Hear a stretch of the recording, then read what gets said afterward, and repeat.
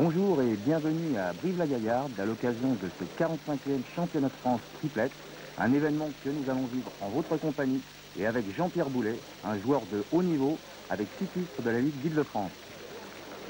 Immédiatement, nous allons rentrer sur une partie très intéressante, une partie de poule, qui oppose Fricot, Franck Perrault, Marius Noël, une excellente équipe de la Ligue Rhône-Alpes, à l'équipe de Peloux, Gigné et Musso.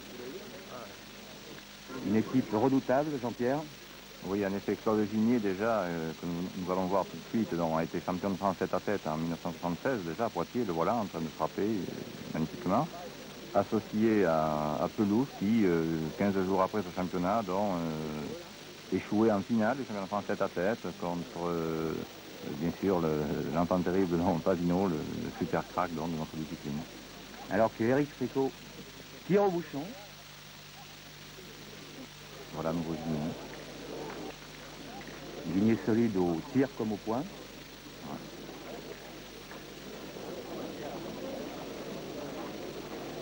Une partie qui va finalement tourner à l'avantage de Peloux. Déjà dans les poules, il y avait de grands affrontements et de nombreuses équipes de haut niveau n'ont pas pu passer ce stade. On voit ici Philippe Quintet, champion de France il y a 2 ans en tête-à-tête, au meilleur niveau de jeu actuellement depuis 2 saisons.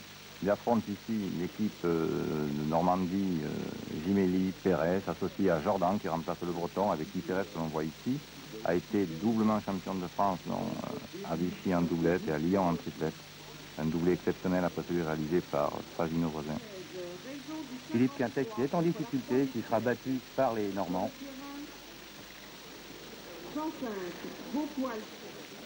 René Coulon. Alors René Coulon, c'est une gloire de la pétanque avec ses 3 titres de champion de France individuel.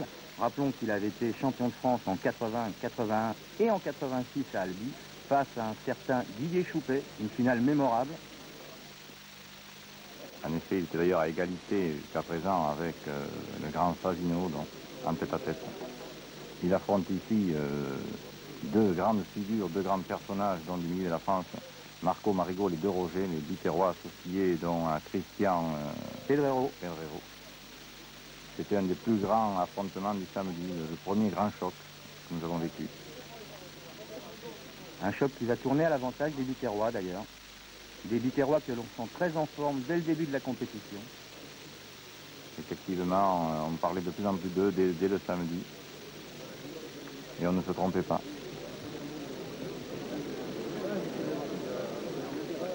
Marco et Marigot qui reviennent donc après un accident de voiture qui les avait perturbés dans leur pratique sportive. Eux aussi anciens champions de France doublette. En 76, on les voit là, tous les deux. Ils ont dominé pendant une dizaine d'années les nationaux, les dieux vivants à Béziers, dans tous les rôles.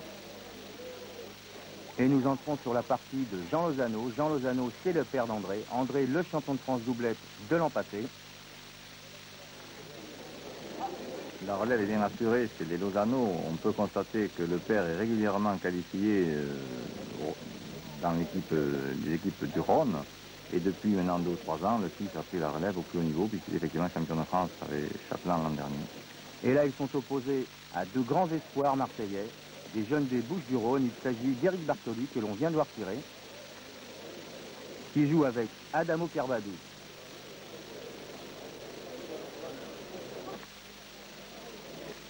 Bartoli très régulier au tir. Voilà, Lozano, très régulier au point. Et là, une nouvelle frappe, et cette fois, c'est Adamo. Voilà la coqueluche des Marseillais. Adamo qui s'est illustré dans les Grands Prix l'an dernier. Avec Bartoli, ils ont un très bon palmarès. Bartoli est même classé 5e joueur français au palmarès des joueurs au travers des 127 concours nationaux agréés par la fédération. Oui, puisqu'il existe depuis l'an dernier un classement qui permet de situer les joueurs au niveau national. Roger Capot. Alors Roger, c'est déjà, on peut dire, un grand battu de ce championnat. Il n'aura pas eu le palmarès qu'il méritait. C'est vraiment un des plus grands seigneurs de cette discipline sportive sur tous les terrains.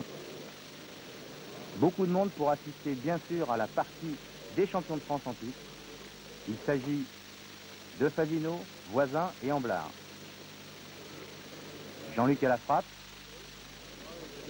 Le garçon a d'ailleurs beaucoup de mérite de continuer sous la pression des deux monstres sacrés qui, je l'avais dit, champions du monde en titre depuis 2 ans. Ça doit être très difficile de pouvoir tirer devant ces deux garçons. Il l'a magnifiquement prouvé l'an dernier en étant champion de France avec eux. Des champions de France que l'on retrouve en difficulté. Voisin, toujours aussi régulier. Car ils sont opposés à une autre équipe des Bouches-du-Rhône. Il s'agit de Pierre Santiago, Aimé Courtois et Donald Vie. Pierre Santiago, champion de France junior et finaliste de la Marseillaise. L'inquiétude de Voisin et Fasino.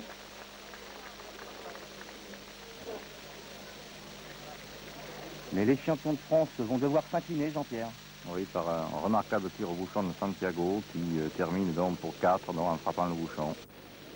Malgré un tir réussi de Christian Fasino. Il a retardé l'échéance.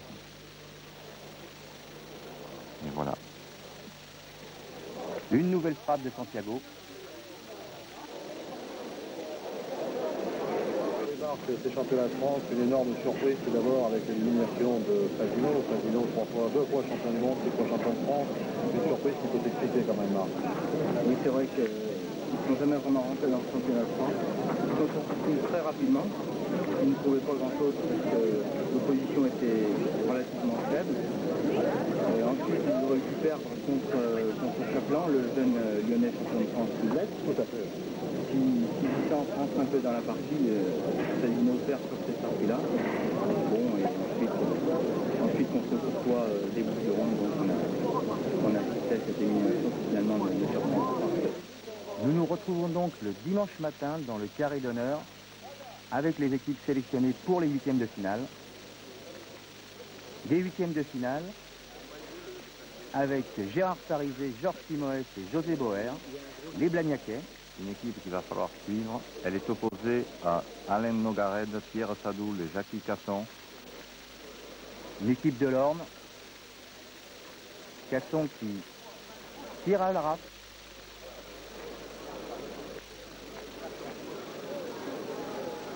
Et qui réussit un magnifique palais à sa 2e tentative. Très efficace, disons. Ça, c'est spectaculaire, c'est efficace. À présent, un tir de José Boer. Nous aurons l'occasion d'en voir plusieurs, notamment d'apprécier son petit lâcher de boule au dernier moment.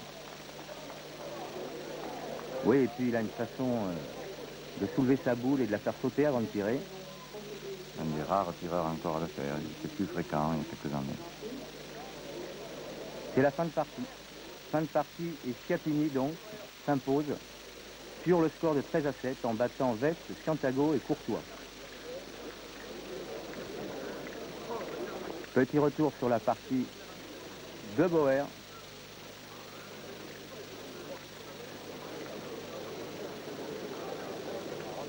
Boer qui tire en force. On constatera aussi que cette équipe de Blagnac, dont a fait 3 représentants classés dans les 15 meilleurs joueurs français l'an dernier, c'est quand même significatif. 13-10.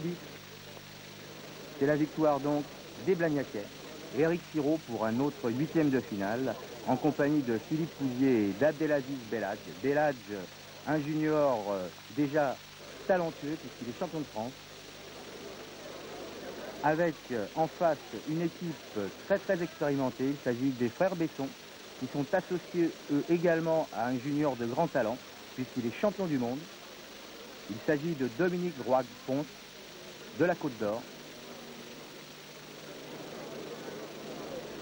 Un geste très facile, que l'on va pouvoir d'ailleurs apprécier à sa juste mesure.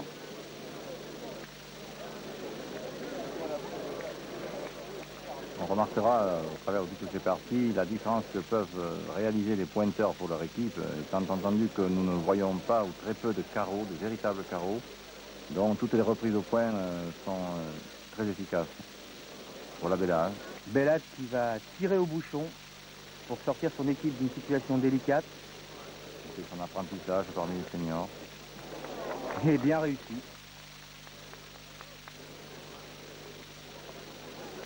Là aussi, le lâcher est facile.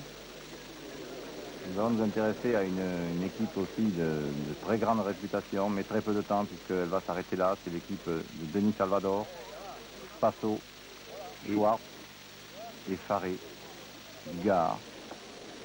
Une équipe qui va disparaître prématurément, avec de grandes ambitions et beaucoup d'espoir pour ses supporters.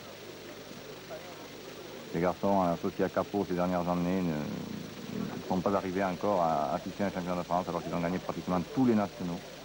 Alors que ça carbure très fort pour Bengler, Noël Bengler, avec Adrien Ferré.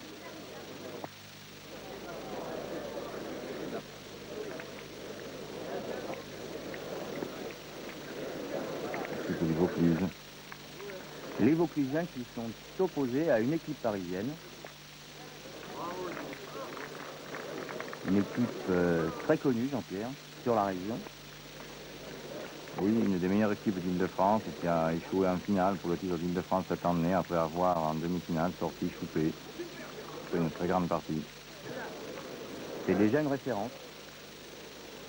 Une équipe dont on peut tout attendre. Il y a à la fois le calme et la turbulence avec Tourné et Tony Daniel. Gérard Perrol, au bouchon. On approche de la conclusion et finalement, donc, les Vauclusiens vont s'incliner. La journée commence donc très bien pour cette équipe d'Île-de-France, par une première victoire assez nette. Nous nous retrouvons pour la fin de partie de Passo, avec Joe Faré qui est en difficulté. Un point quasiment ingagnable, une boule en main. Faré qui occupe la place cette année de Roger Capot, nous l'avons aperçu tout à l'heure, sa légendaire casquette.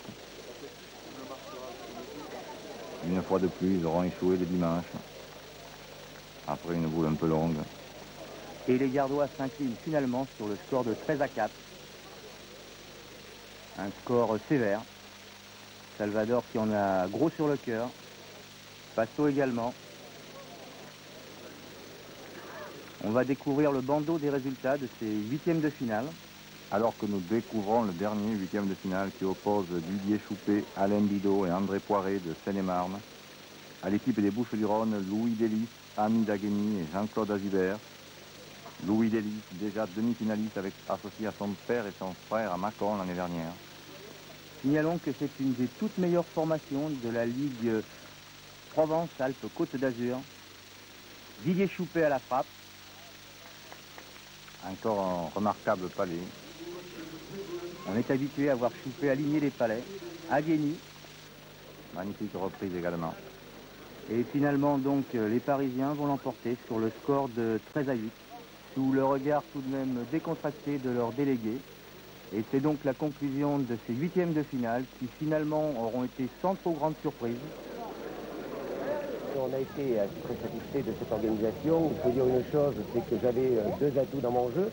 La première, une très bonne équipe autour de moi, puisque j'ai bénéficié de l'apport de gens qui avaient organisé déjà des championnats de France à Brie en 1978, qui sont à mes côtés ce soir, et également une collaboration très étroite avec la municipalité de Brive, qui nous a apporté tous les soutiens financiers et matériels pour l'organisation d'une telle épreuve. Ce que vous avez à côté de moi, bien sûr, ce sont les pièces maîtresses de mon comité d'organisation, puisque vous avez le vice-président, M. Yves Goulet, le second vice-président, qui est M. Alain Brett, et également mon secrétaire général, qui est M. Paul Vizy, qui était à l'époque de 78 le président du comité départemental. Il faut porter candidature assez longtemps à l'avance, on est 5 ans. 5 ans. 5 ans, ça fait à peu près 5 ans que nous allons porter les candidatures. Nous pensions avoir 1988, on a été battu par Tarbes. On passait à avoir 89, on a été battu par Mâcon. Et on a enfin réussi à avoir 90. Et nous sommes très satisfaits de cette journée du 23 juin 90. La première réflexion, c'est qu'il y a une évolution quand même des championnats de France sur le plan de la compétition, du niveau de jeu, mais aussi de l'organisation en général. On doit affiner beaucoup plus le matériel, le terrain, la télévision, tous les médias, etc. Donc ça s'est densifié et c'est une bonne chose pour la pétanque. Nous allons assister maintenant au quart de finale. Le public est de plus en plus nombreux. Le championnat a terminé très tard le samedi. Vers 10h, il y avait encore des parties. Nous découvrons ici Franck Chiavata, ancien partenaire du grand absent Marco Foglio. Il est champion de Paris cette année associé à son grand copain Fabien Huette. L'équipe est complétée par Frédéric Hamon. Frédéric Hamon, et oui, avec en face donc Roger Marco et Roger Marigot, et ainsi que Christian Pedrero que l'on retrouve. Alors Marco Marigot, la grande doublette, 5 fois Pézenas, Saint-Pierre, la Coupe de Noël à Toulouse. C'est 20 ans de complicité et aussi une grande et belle histoire d'amitié entre eux. Marigot. Très certainement les plus beaux styles dans les 20 dernières années. Une position dans le rond. Un bras toujours droit. Et un rétro au bouchon. Une grande tenue en plus. Un grand monsieur. Il ne laissera pas d'ailleurs la fédération indifférente, puisqu'on en reparlera plus tard. Il sera sélectionné pour les championnats du monde qui auront lieu à Monaco cette année. On peut dire que les Biterrois se sont imposés dans ce début de partie, puisqu'ils ont mené 5-0, 5-3, 6-5. Et donc nous retrouvons Marco. Roger Marco qui l'an dernier d'ailleurs avec son bras en écharpe, puisque l'accident de voiture lui a occasionné une fracture à l'avant-bras. Il est revenu au plus haut niveau, c'est remarquable. Les Biterrois très encouragés par le public d'ailleurs. Ils sont pratiquement les favoris à ce stade de la compétition, pour la majorité des spectateurs. Alors de Pedrero, il faut dire également que ce n'est pas un vrai pointeur de métier. Non, en effet, il s'est recyclé il y a à peine 2 ou 3 ans, et étant le seul pratiquement tireur de tête à contester la suprématie des Roger, pour s'associer avec eux, il était obligé donc de se recycler au point, et il a magnifiquement réalisé cette reconversion, puisqu'il a vraiment pendant 2 jours assuré un point très serré. Et nous allons passer dans un autre quart de finale, alors que nous voyons Régis Mia, là, le journaliste du Midi Libre, qui suit depuis très longtemps Pedrero. Damien Miat, l'organisateur de Millau. Petit retour sur la fin de partie, donc. Une belle frappe de Frédéric Hamon. Et là, on retrouve donc l'équipe de Seine-Saint-Denis. Celle de Gérard Tourné, Serge Daniel et Patrick Milkos, que l'on voit ici, pointant. Ils sont opposés aux frères Besson, associés aux champions du monde junior. Alors Serge Daniel... Il a réalisé d'ailleurs dans cette partie, dans ce quart de finale, des boules exceptionnelles qui ont fait basculer des retards. C'était vraiment son week-end. Tony, comme on le surnomme, était vraiment en euphorie pendant ces 2 jours, puisque je crois même que c'est lui qui nous a occasionné notre défaite samedi soir.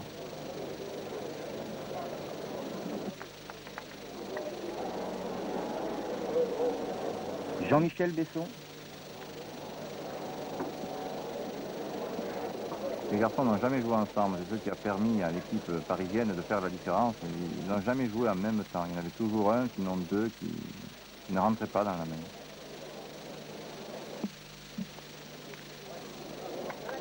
Une partie qui n'est pas des plus spectaculaires ici. La canicule aussi commence à se faire sentir, la fatigue, les joueurs sont très fatigués, très éprouvés. On assiste à une grande discussion. Chiavata qui pointe pour la fin de cette partie.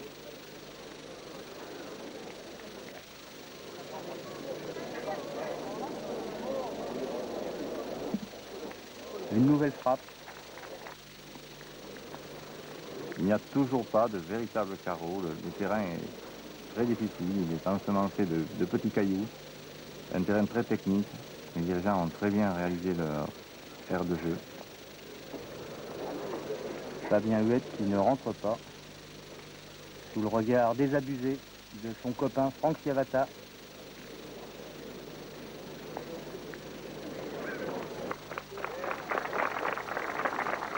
Même au point.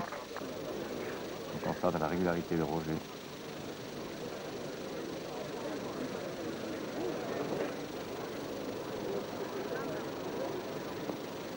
Christian Pedrero. Continuellement dans le bouchon. Frédéric Hamon qui ramasse la boule.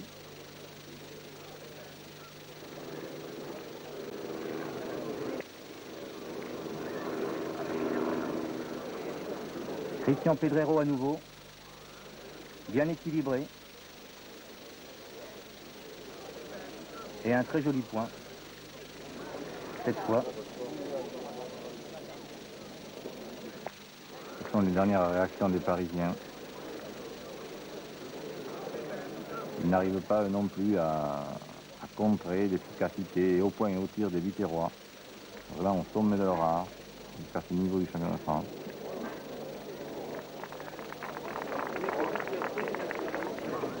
Roger Marco, lui aussi régulier au point, qui lui vaudra à son tour d'être sélectionné en équipe de France pour Monaco. Pour Monaco qui se déroulera au mois d'octobre. Le championnat du monde, avec cette année 3 équipes françaises. Oui, en effet, avec une fois de plus une sélection qui sera très certainement discutée, contestée. C'est difficile d'avoir une équipe, à part celle qui est championne du monde, qui puisse faire l'unanimité. C'est vrai que les champions du monde sont incontestables par excellence. Un magnifique résultat qui démontre l'efficacité de Marigot. Petite intervention, là effectivement les arbitres sont un peu intervenus pour demander à Marco et Marigot d'accélérer le jeu. C'est la fin de la partie, ils prennent leur temps et ce n'est pas toujours du goût du public qui a pris les Biterrois en affection. Il faut dire que ces moments où on sent la victoire, on sent qu'il ne reste plus qu'un geste ou deux pour concrétiser cette victoire, on ne veut pas le gâcher, on le savoure intensément, surtout à ce niveau de la compétition, et voilà, c'est fait.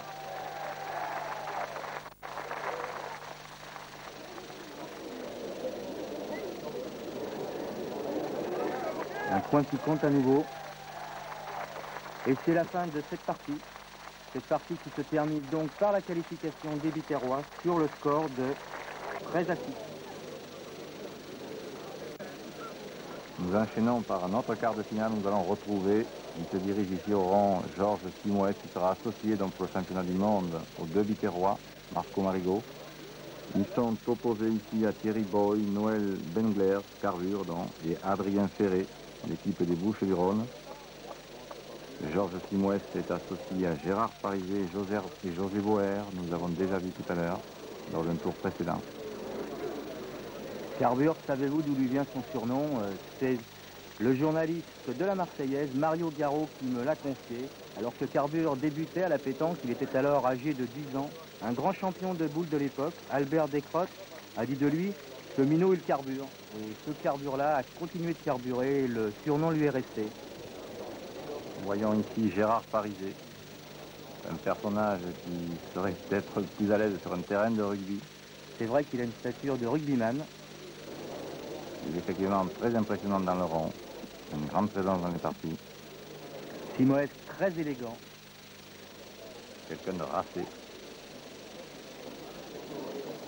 Ferré, Adrien Ferré, qui manque à sa première.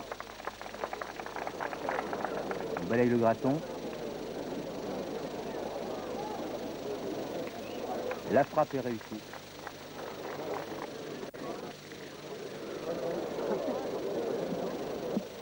José Boer qui pointe pour faire une très bonne reprise. Il fallait éviter la boule de devant. Et nous passons dans un autre quart de finale. Celui qui oppose le champion du monde, Didier Choupé, au Corse. Et oui, il s'agit de Pierre Chapilly, Christian Mangoni et Antoine Serpaggi. Serpaggi, c'est lui. Il est dans le rond, il vient de pointer. Il est d'ailleurs un petit peu long, la boule file. Christian Mangoni. Alors que le tireur est donc Antoine Serpaggi. Et voilà, dans un moment de réflexion. Dédé Poiré. Dans ses œuvres. Une belle reprise. Alain Bidot qui fera une belle partie. En quart.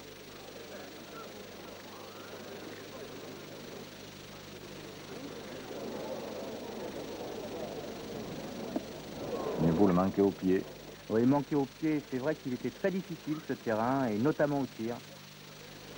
Je confirme donc que la différence pouvait venir davantage du point.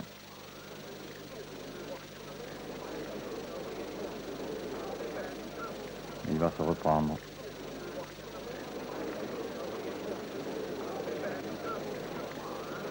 Magnifiquement d'ailleurs Par un demi-carreau. Ouais, pas les 10, hein. Bidot à nouveau. Alain jouait aussi sa qualification pour les championnats du monde, parce que l'an dernier déjà il avait été retenu. C'est vrai que l'an dernier, il faisait partie de la sélection nationale, puisqu'il avait participé en Espagne au championnat du monde. Il jouait avec Laurent Morillon et également avec Jean-Luc Amblard. Une équipe qui n'avait pas connu une issue très favorable d'ailleurs dans ces championnats. Encore une boule manquée à 19 ans.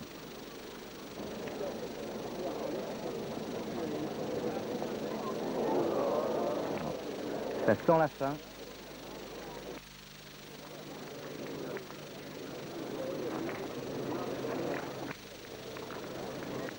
Un peu nerveux, Didier, tout de même. Je pense qu'il supporte le poids de cette équipe sur ses épaules. Il est attendu. À chaque boule qu'il tire, il est obligé de frapper. Et ça va commencer à lui peser. Comme vous pouvez le constater, Bidot, Poiret et Choupet vont s'imposer 13-3. Alors que Marigot se qualifie face à Chiavata 13-6. Pariset également qui se qualifie pour les demi-finales. Et dernier qualifié donc pour ces demi-finales, Daniel. Thiba Besson 13-4. Il reste donc 2 équipes d'Île-de-France dans le carré d'honneur. Il faut le dire que ces terrains étaient magnifiquement préparés ici à Brive, des terrains très techniques qui ont fait la part belle aux pointeurs. Et la plupart des équipes qui n'avaient pas de pointeurs dignes de ce nom ont souffert et ont subi les affres de l'élimination. Je crois, Marc, c'est le premier enseignement que l'on peut tirer de ces championnats. D'abord, la part belle au bossu, comme on dit aux pointeurs. Oui, tout à fait. C'est un peu le retour à une conception originelle du jeu de boule en triplex, où il faut absolument un pointeur de métier. Ça se confirme aujourd'hui avec notamment Pedrero, le pointeur de Marco et Marigot, qui a fait une magnifique partie, très bien mené le bouchon, et d'ailleurs ils sont qualifiés sans problème pour les demi-finales. Et oui, qualifiés sans problème pour les demi-finales, nous les retrouvons, ces Biterrois qui sont opposés cette fois au Blagnaquais de Georges Simoes, avec Christian Pedrero. Dans une partie que les joueurs de Haute-Garonne vont dominer au départ, puisqu'ils vont mener 6-2. En effet, il y aura une mauvaise partie, enfin la seule, la mauvaise qu'ils auront réalisée des Biterrois. Alors qu'ils étaient réguliers jusqu'à ce stade de la compétition, ils ont mis une baisse de régime, peut-être la fatigue. Il ne faut pas grand-chose pour dérégler une si belle mécanique. Une baisse de régime et également on les aura vus moins tirés dans la partie. Peut-être aussi parce que le pointeur-tête n'aura pas fait le jeu qu'il avait fourni jusqu'à présent et la prestation irréprochable qu'il avait produite.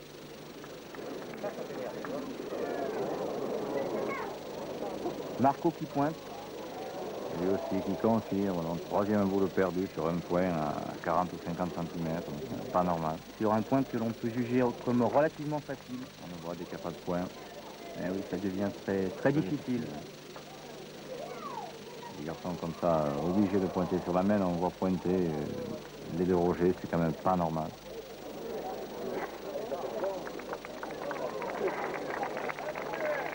Il a fallu 4 boules pour gagner ce point. C'est énorme. Et voilà, on découvre le sauté de boule dans la main droite de José Boer. C'est assez original.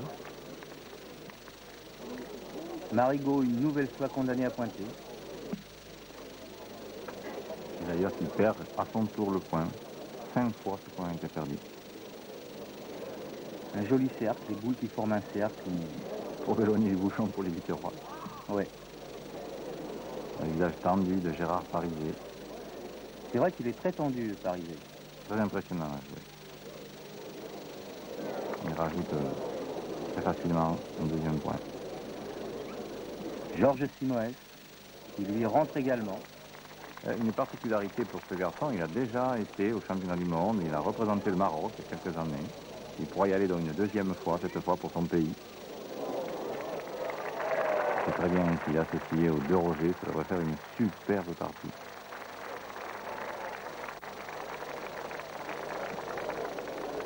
Cette semaine va être lourde pour les Biterrois. 5 points. Et c'est la fin de la partie, les espoirs bouquerois s'envolent. Par contre, les joueurs de Haute-Garonne accèdent à une finale. Et ce n'est pas rien d'accéder à une place en finale.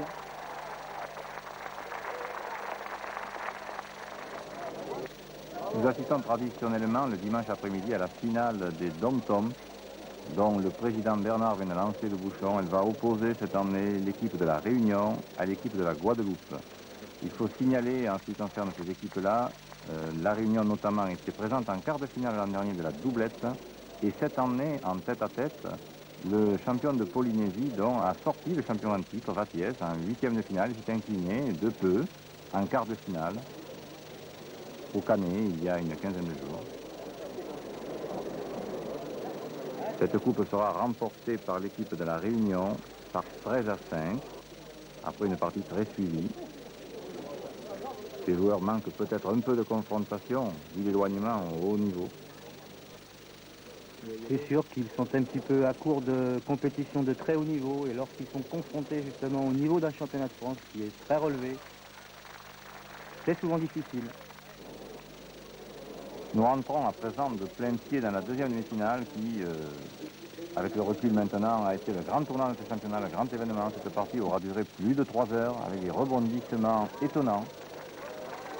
Nous constatons une domination, une pression de Gérard Tourné dans cette équipe francilienne. Il prend nettement le dessus sur Alain Bidot qui fait un mauvais début de partie, se reprendra d'ailleurs sur la fin par la suite dans quelques mènes. Didier Choupet, obligé de faire le plein dans cette partie pour rester au contact avec ses adversaires. Sans cesse sollicité par les points de Tourné puis de Tony.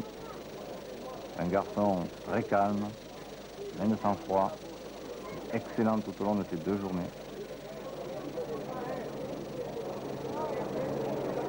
Tony qui aura joué un vrai rôle de milieu. De nouveau collé au bouchon. Un beau tir de Didier Poiré, André Poiré, pardon. Choupet qui tire au bouchon à un moment très important de la partie, puisque les Seine-et-Marnais sont dominés et que sur cette action, ce tir au bouchon volontaire de Didier, les Seine-et-Marnais vont marquer 4 points et revenir, Jean-Pierre, sur le score de 7 à 11, en effet, ils étaient vraiment décrochés. On peut même dire que la partie paraissait terminée, et là, grâce à ce sursaut, nous avons vu des Seine-et-Marnais revenir. Voilà le seul, à ma connaissance, en tout cas, carreau. Le véritable carreau que nous avons vu a été réalisé par Tony, Serge Lamiel. superbe. Et nous allons vivre maintenant l'un des temps forts, un moment inoubliable de ce championnat, avec Didier Choupet sous pression qui tire au but, avec une équipe malmenée, la joie de Bidot et de Poiret. Et c'est d'autant plus remarquable, Jean-François, que Didier Choupet venait quelques instants avant de faire une casquette à ce bouchon pour ne pas perdre à peu près à 10 mètres. C'est vraiment exceptionnel, le stade, les tribunes ont vibré sur ces 2 coups de tonnerre de Didier Choupet. C'est vraiment le plus adroit des tireurs français actuellement. Oui, cette casquette et ce tir réussi vont vraiment enthousiasmer le public qui a scandé le nom de Choupet très longuement.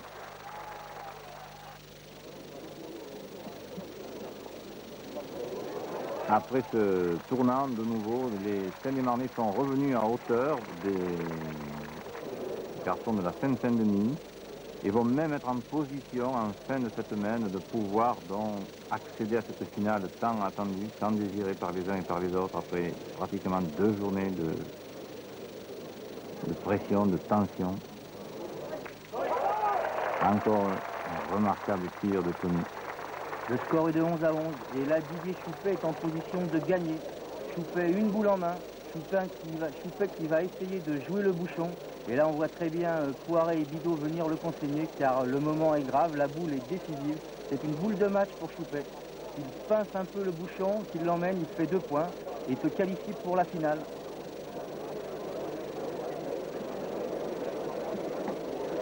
Il ne faut pas oublier aussi que Didier Choupet est un excellent pointeur, alors qu'on ne le connaît qu'un grand tireur, puisqu'il a été déjà 2 fois sous-champion de France tête-à-tête et 2 fois champion d'Île-de-France tête-à-tête. C'est aussi un spécialiste, on dit, il sait tout faire. Ah, dans les grandes équipes, les tireurs pointent et les pointeurs tirent, c'est devenu fondamental. On remarque également la fébrilité de Gérard Tourné, qui ne tient plus en place. Il sent que le moment peut être décisif. Choupé pour la gagne.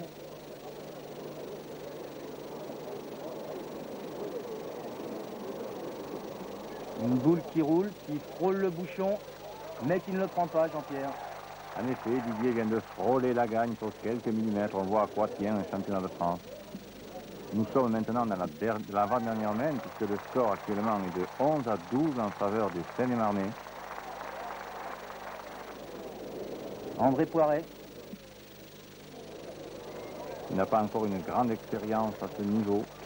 Il est en train de l'acquérir avec ses deux partenaires.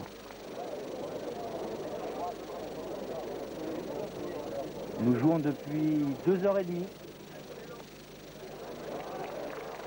Très beau point de Didier à nouveau. Très beau point de Didier. Et là, une autre boule de match. Tout le monde retient son souffle. La seule boule que va avoir Gérard Tourné à tirer, il est obligé de la taper, sinon il a perdu. Manqué perdu pour Gérard Tourné. Et c'est frappé. Et le public n'est pas ingrat. Non, le public applaudit parce qu'a fait Gérard Tourné à ce moment-là, c'est grand, c'est très fort. Il a frappé la boule. Très difficile dans ce contexte, dans ce cadre, la chaleur, la pression, le niveau de ce championnat. À une main maintenant de la finale. 12 à 12. Un petit point pour un pied en finale. Et voilà, le bouchon ne sera plus lancé.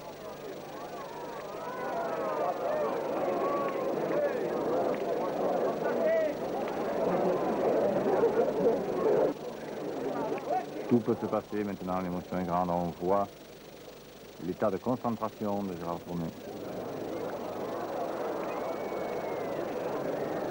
Là, il est un peu moins présent au point pur. Alain Bidot l'a accroché, disons, sur les 3 dernières mains. C'est vrai qu'Alain est bien rentré dans la partie. Il était temps, mais... Oui, après un début difficile des Seine-et-Marnais. Et là, Alain gagne le point. La parole est à Milkos.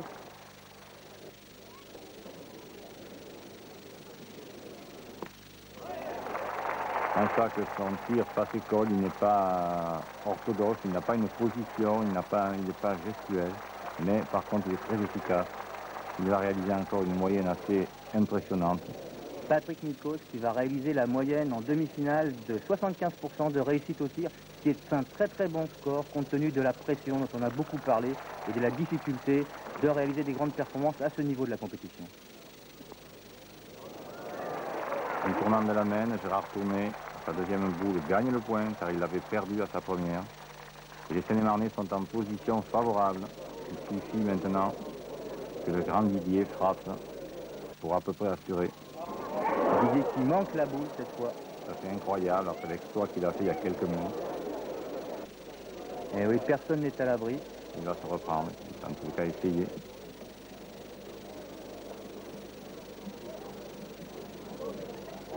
Un peu court, il emmène le bouchon. Et là, la mimique, Gérard Tourné en dit long. elle en dit long. Imaginez ce qu'il peut penser Gérard à ce moment-là. C'est pratiquement gagné pour eux, parce que la boule était manquée, il est toujours à sa place. Allez Dédé, dit Bidot.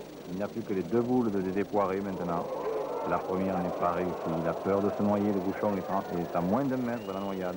Il veut assurer, mais trop. C'est pas un pointeur de métier, il n'a pas assez d'expérience. Il reste court, effectivement. Le bouchon est à 14 ou 15 mètres. Il reste encore une boule à Milkos. Patrick Milkos et deux boules à Tony. Une seule suffira. On voit l'état d'excitation de Gérard Tourné. Il sent maintenant l'écurie pas loin. Il sent que c'est eux qui sont pratiquement en finale. Première finale de sa carrière.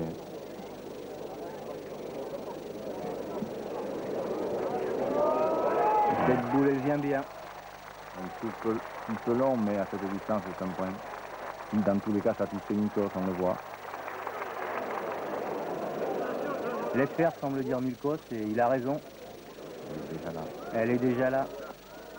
Voilà, le deuxième de Dédé Poiré. C'est la fin de leur histoire. Et oui, cette fois c'est fini pour les Sénémarnais qui quittent la scène et le carré d'honneur de ce championnat de France. Après une partie acharnée et donc une dernière mène qui restera dans leur mémoire certainement. Dans celle de Poiré pour lequel c'était la première finale. Alain Bidot va laisser ici aussi tous ses espoirs pour participer au championnat du monde de Monaco. On le voit très dessus.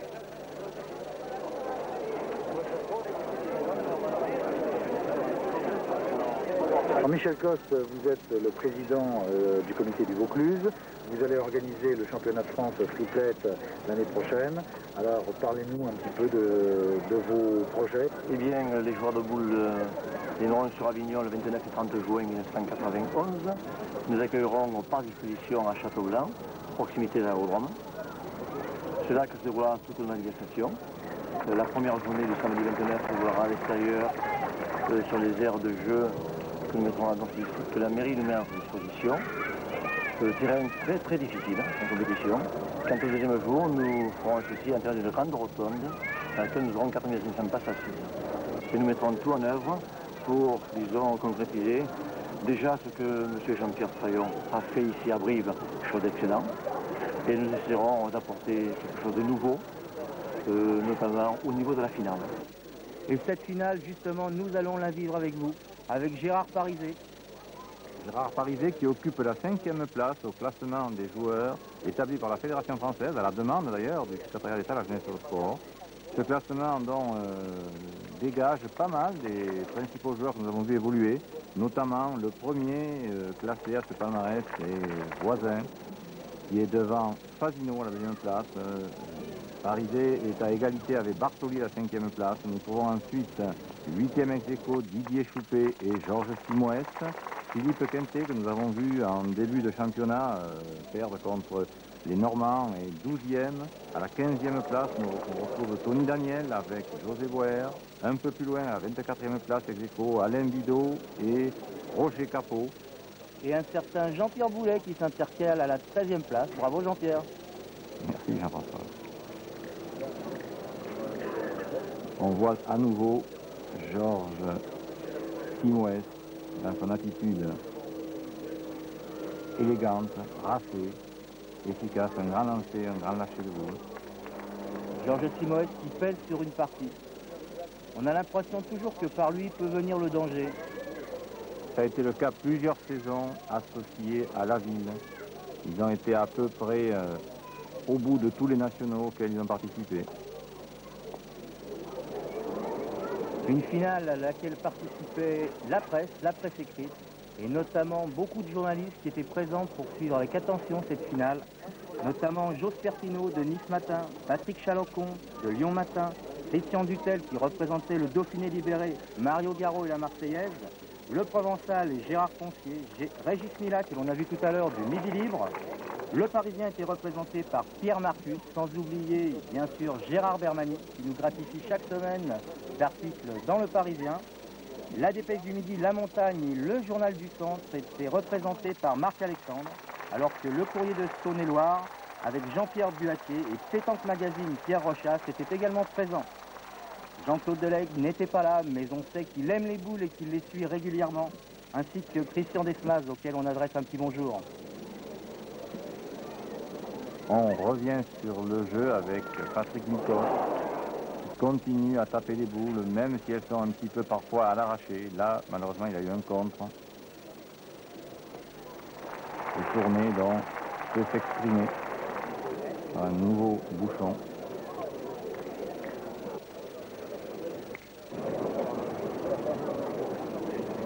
Tony Daniel, toujours aussi calme.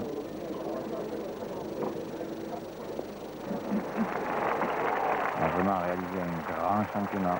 Je crois que l'équipe parisienne lui doit beaucoup.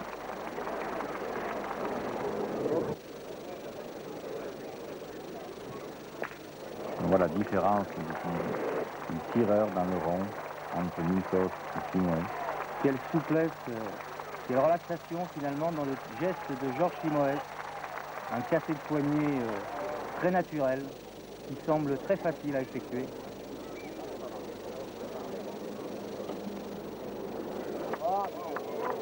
belle reprise de Parisien également.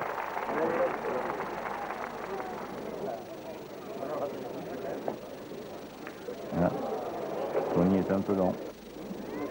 Le terrain étant ensemencé de cailloux, c'est vrai qu'il n'était pas toujours évident de tomber bien. Milkos dans l'expectative. Milkos d'ailleurs qui vient de réaliser un superbe comeback après une dizaine d'années d'abstention pour raison de santé, on l'avait plus vu sur les terrains. Milkos qui a également connu un passé très glorieux.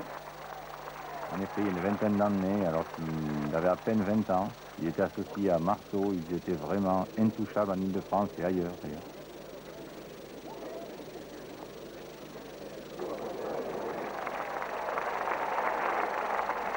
Alors là, on va vivre un moment exceptionnel, une phase de jeu peu courante sur le tir de Patrick Milkos. Le bouchon va revenir en arrière, mais il reste en aire de jeu. Pour qu'il soit noyé, il aurait fallu qu'il pénètre à l'intérieur des 3 mètres. C'est un peu un moment de dérision pour le public et les joueurs. On le verra, cette semaine sera très importante. Pariziakos sans problème. Reste à bras tendu. Alors là, qu'est-ce qu'on fait là? On va pointer, on va tirer?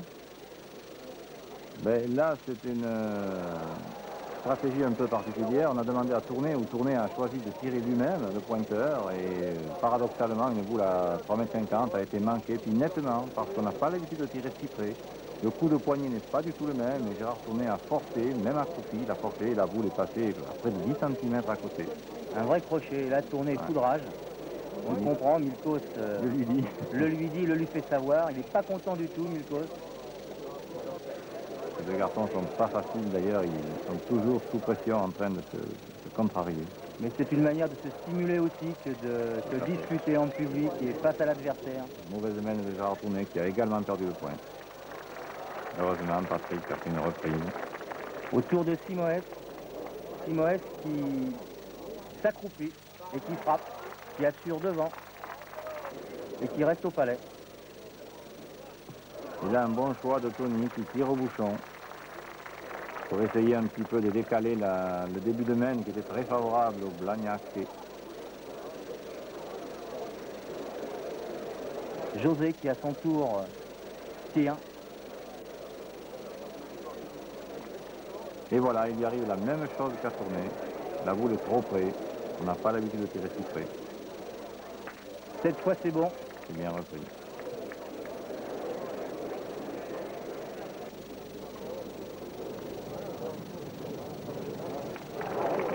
Et voilà, Tony revient de nouveau. Simoes intraitable. Ne laisse pas passer sa chance. Une main favorable aux Toulousains.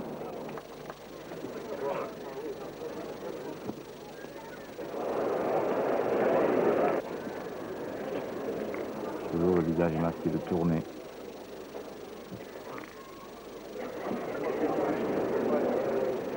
Des Toulousains qui auront été dominés depuis le début de la partie, menés 0-4, puis 0-6, revenant 3-6, 3-8.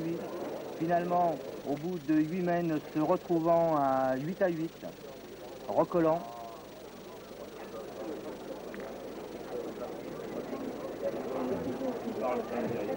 Ils ont même pris le dessus pendant 2 mènes, donc ils ont pu passer devant. On aurait pu là aussi penser que le sort de cette finale allait être différent. Finalement, les Parisiens ont pu imposer leur suprématie par des dernières mènes efficaces. On voit ici Milkos continuer à faire un carreau. Milkos qui réussit un joli coup. José Bauer qui frappe les 2 boules et c'est une bonne opération qui annule l'avantage de Milkos. Comme ici en fin de partie.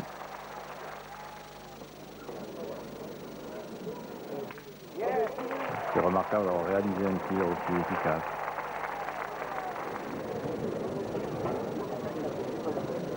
On est toujours concentré. C'est difficile pour dégager des états d'âme ces garçons. Ça n'empêche pas d'être un peu long sur ce coup.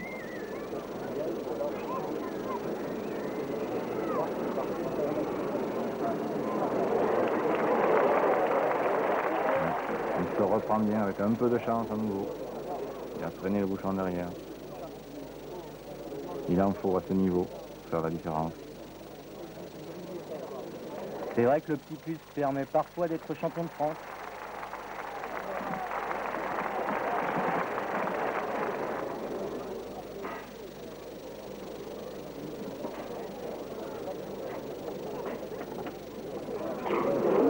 C'est arrivé là qui est vraiment un peu long. C'est la débandade un peu. Il se reprend là.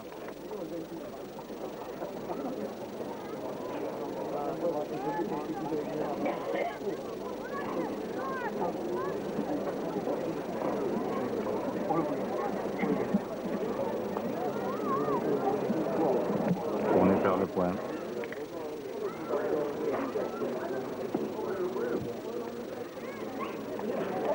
Et à nouveau une boule, c'était la décision chez Tony.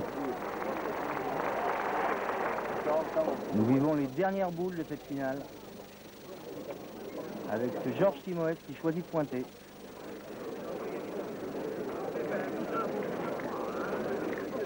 Et c'est un mauvais choix puisqu'il va perdre ses boules. Il va obliger donc son tireur, José Boer, à attaquer. José qui n'aura pas failli dans cette finale, qui aura joué son jeu. Nicolas vient de tirer, il a donc 2 points. Il a donc 2 points. Alors que le score actuellement est de 11-9 en faveur des Parisiens. Il reste une boule à Simoes, une boule à Boer, contre une boule à Tony et une boule à Mikos. Le jeu est très partagé. Par contre, les Parisiens disposent de la gagne au sol. Ils ont 2 points. Ce refus de tir tout à l'heure de Simoes, du peur du contre, les met maintenant en difficulté, en grande difficulté. Il faut absolument qu'il rentre 2 fois pour avoir une chance de ne pas perdre. Voilà la première boule. Malheureusement trop court, il accroche la sienne, sa première. Il est court, donc une boule à Boer avec en face 2 boules. Une boule dans la main de Milkos et une boule dans la main de Daniel. C'est-à-dire que les Toulousains ont perdu 3 de leurs 5 premières boules au point sur cette semaine. En situation vraiment désespérée. Voilà, il a pu rentrer les boules à Simoes, mais maintenant les Parisiens ont 2 boules pour gagner, une dans chaque main. La boule du titre, c'est Milkos qui l'a en main. Cette boule, elle doit peser lourd. Voilà, comme un pâtre grec, il se dirige vers le rond. Il a l'air calme, concentré. Peut-être ses origines.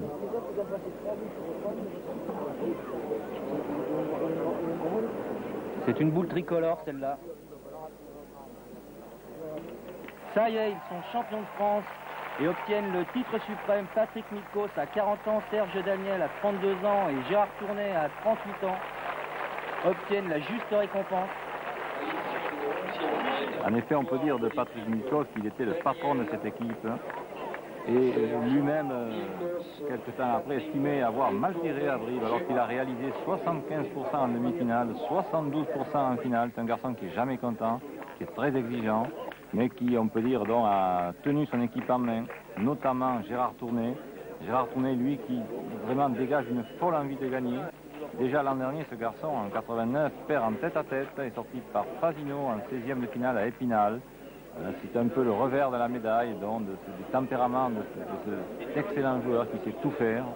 Et enfin, Serge Daniel, dont surnommé Tony, était déjà à 21 ans demi-finaliste à Nancy en 79, plusieurs fois titré dans les Dom-Tom, la Ligue des Antilles. C'est très certainement un des plus calmes champions sur ce circuit. Voilà, le moment est venu de nous quitter. Et nous nous retrouverons l'an prochain dans le Vaucluse, puisque la prochaine édition, c'est-à-dire la 46e édition du championnat de France triplette, se déroulera en Avignon.